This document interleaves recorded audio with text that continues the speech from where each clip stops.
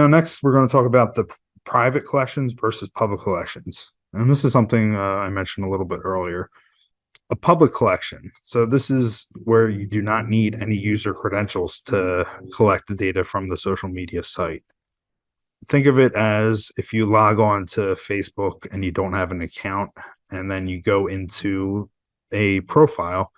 A public collection would be what you see on that public profile without being their friend, without being their follower, just something that is available to the public at all times.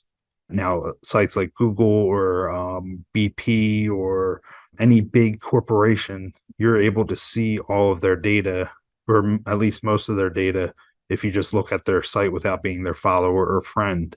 That's the kind of data you would be able to pull with these public collections.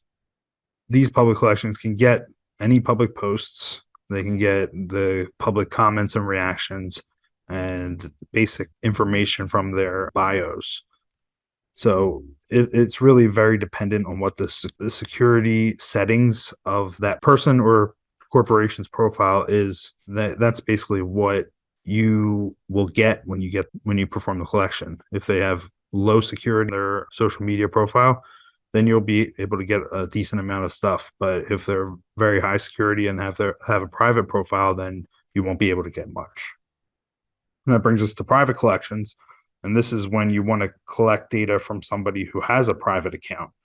And also for even if they're not private, if they don't have a private account, having the credentials to the account gets you the most amount of data, more than you would get in a public collection. So you would be able to collect all the users' account information, all their posts, comments, reactions, private messages. You'll be able to get their bios, their location data, account information, and more.